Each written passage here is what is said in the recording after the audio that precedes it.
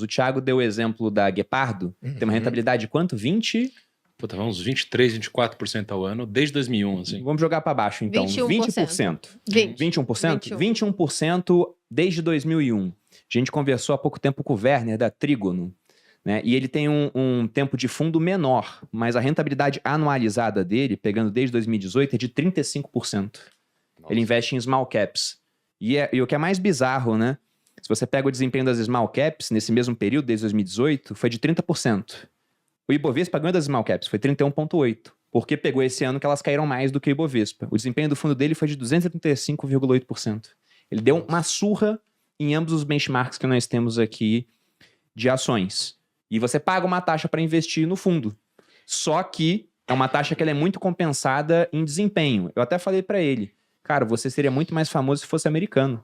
Você seria um Peter Lynch, porque esse desempenho está melhor do que o do Peter Lynch. Numa janela de tempo menor, mas que vai ficar cada vez maior com o tempo. Ele é um cara que sabe muito o que ele faz.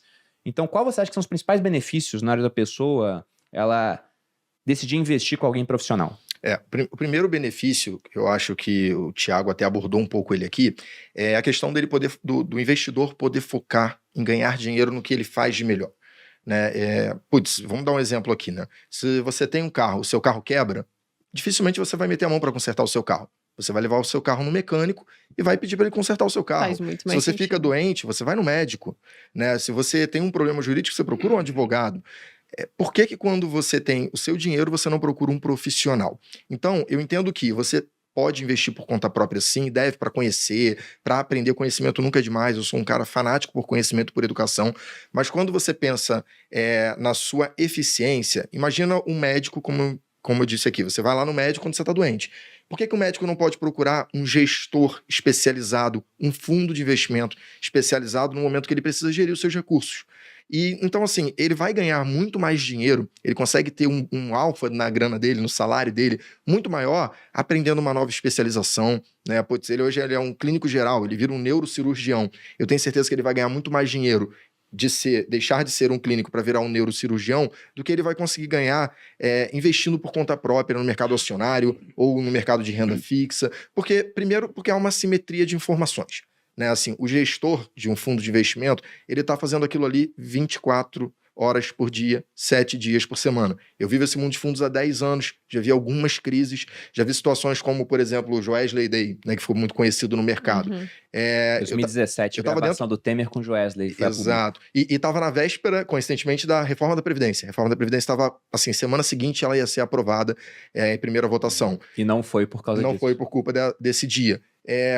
Um investidor normal, naquele dia específico, o mercado caiu ali para fundos multimercado em torno de 7%.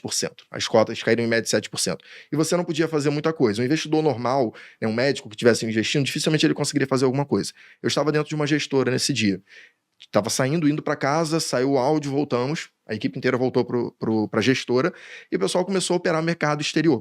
A gente começou a fazer hedge lá fora. Por quê? Por mais que a economia aqui, o mercado brasileiro já estivesse fechado, a gente tem acesso à economia no mundo inteiro, a mercados no mundo inteiro e consegue fazer proteções para aquele movimento, então perdeu muito menos do que perderia. A pessoa física, segundo ponto, ela geralmente panica nesses movimentos. Então o gestor, ele tem toda a frieza de olhar aquele movimento e falar, calma, não vou me desesperar, vamos ver o próximo dia, vamos entender melhor o que aconteceu. Então, até mesmo a experiência, né? Já vi isso acontecer, se fizer isso daqui é melhor. Exato, então às vezes até aproveita aquilo como oportunidade. Os gestores, como vocês falaram aqui, o Werner e o Otávio, né, da Trígono e da Guepardo, eles adoram esses momentos de crise. Adoram, porque para eles é comprar a mesma empresa que não mudou nada, que ele gostava muito mais barato.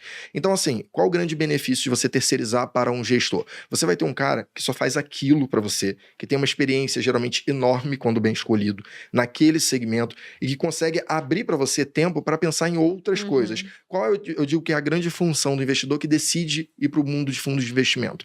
É definir o que a gente chama de asset allocation. O que é um asset allocation? É a arca. É quantos % eu quero ter em cada fator de risco. A Arca é uma metodologia que tem um asset allocation pré-definido com 25% em cada um dos fatores de risco. O investidor, quando investe via fundo, ele pode muito bem pensar, eu quero ter 30% em renda variável. Escolhe os melhores gestores de fundos de ação para você e coloca lá. E acompanha, obviamente, monitora, né, vê como que está indo a performance, principalmente se a equipe de gestão continua lá. porque esse é um ponto muito crítico quando uma equipe de gestão sai. Então, assim, por isso que eu acho que um fundo de investimento é uma solução muito boa para aquele investidor que quer focar no que ele faz de melhor. Não estou dizendo que ele não pode aprender, muito pelo contrário, ele deve. Conhecimento é muito bom, é muito importante.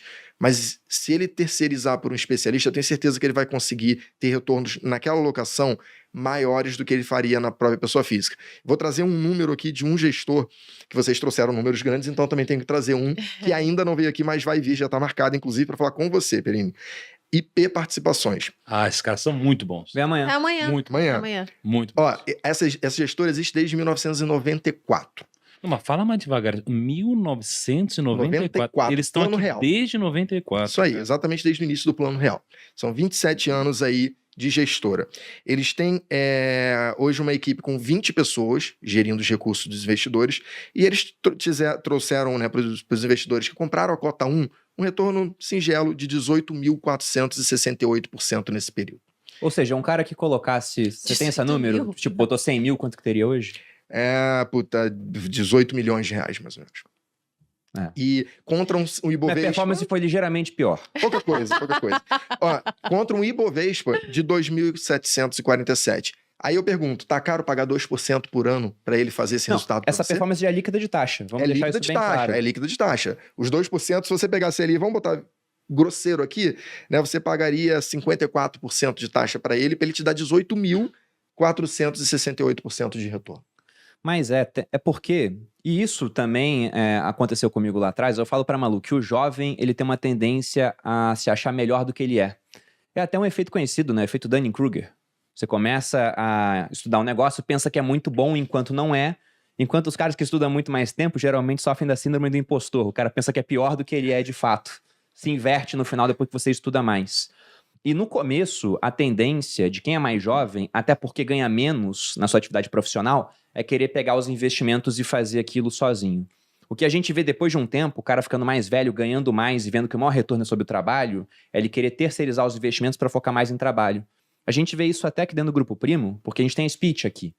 E se pega lá na base da Speech, os assinantes de uma carteira de fundos geralmente é um público mais velho, em comparação com os assinantes de um relatório para comprar e montar sua carteira de ações, que já estão querendo terceirizar uma parte, né? Que usa o trabalho de pesquisa de outras pessoas, por um custo muito baixo, para ter uma pré-seleção de ações que ele pode achar interessante. Então, eu lá atrás eu fazia tudo sozinho. E hoje a minha cabeça é terceirizar mais, porque eu entendo que, mesmo que eu saiba fazer um negócio, eu não vou saber fazer igual o pessoal da IP. Ou igual o Werner, que pega small caps, que olha para empresas que eu nem conhecia.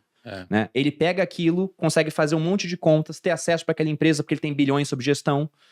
O Werner tinha uns 2 bilhões sob gestão, é um fundo relativamente pequeno, porque compra empresas pequenas, mas outro dia veio aqui o Arturo da Capitânia, que tem vários fundos, mas a gente pegou fundos dele de renda fixa para alocação da nossa previdência. Ele tem 27 bilhões sob gestão. E o que é mais interessante, né? Ele tem 30 pessoas na equipe. Então eu falei, cara, é quase 1 bilhão por cabeça na equipe. Ele falou, a meta é ter 1 bilhão por cabeça na equipe. Eu fiquei pensando, que cabeças ele consegue atrair para um negócio que tem 30 bilhões sob gestão? Vai ter 30 bilhões. Ele consegue atrair algumas das melhores cabeças do Brasil, né? E talvez até algumas das melhores cabeças da América Latina ou cabeças muito boas do mundo. Pode trazer gente internacional, porque é muito dinheiro e com esse muito dinheiro na mão que ele tem lá, ele consegue remunerar bem a equipe para fazer escolhas que eu não conseguiria fazer sozinho. Então, dando um exemplo até de coisas que eu já terceirizo hoje. Pega em renda fixa, eu nem invisto em debênture por mim mesmo. Eu prefiro comprar um fundo que vai fazer isso. Por quê? Tem a debênture de Petrobras. Beleza. A Petrobras é empresa pública, balanço trimestral, informações estão lá para você consultar. Então, é relativamente fácil você decidir investir na debênture de Petrobras, que você vê o nível de risco, o retorno que você vai ter. Agora, uma debênture de uma empresa menorzinha, até fechada, um CRI, um CRA de uma empresa fechada, você não tem informação nenhuma para saber se aquele risco que você vai correr realmente é baixo, próximo da rentabilidade que você vai obter. Sem falar que para eu comprar uma debênture, eu compro na plataforma da corretora. E lá eu já tenho um desconto na taxa. Enquanto a debênture poderia pagar, sei lá, IPCA mais 8, lá vai estar IPCA mais 7,5. O que é um outro benefício que eu vejo no nosso fundo. Porque se alguém for investir, e aqui, gente, não tô atacando agente autônomo não, tá? Tenho vários alunos, amigos que têm essa profissão. O Thiago era agente autônomo. Não é isso. Mas é como o camarada é remunerado. Se você vai investir em um fundo que cobra, por exemplo, 2% de taxa ao ano no seu investimento, parte dessa taxa vai para a pessoa que te ofereceu o fundo, para o agente. Na média aí depende de cada fundo, mas vou colocar que é 0,6. Tem fundo que dá mais, tem fundo que dá menos. Então, desses 2%, 0,6 vai para a pessoa que te indicou aquele fundo. A taxa que você vai pagar no fundo em si, para ele remunerar a equipe, seria de 1,4. Quando a gente monta uma carteira de fundos para grão, selecionando esses gestores muito bons, testados pelo tempo, que tem uma performance realmente bem interessante, essa taxa que iria para alguém volta para o fundo. Então, a taxa que você vai pagar para investir nesse fundo acaba sendo menor do que você iria pagar ao fazer o investimento sozinho. Esse é um ponto. E por que a gente montou uma carteira de fundos? Né? Porque eu falo sempre, é a frase mais repetida aqui no podcast, o conhecimento está disperso pela sociedade. Então, eu prefiro ter acesso a várias boas cabeças. Nunca tinha? Caramba. Essa semana. Isso daí é novidade, hein? Nunca tinha ouvido essa semana. Eu prefiro pagar para ter acesso a várias boas cabeças, melhores do que a minha, do que concentrar em uma cabeça só no final das contas. É isso que eu vejo.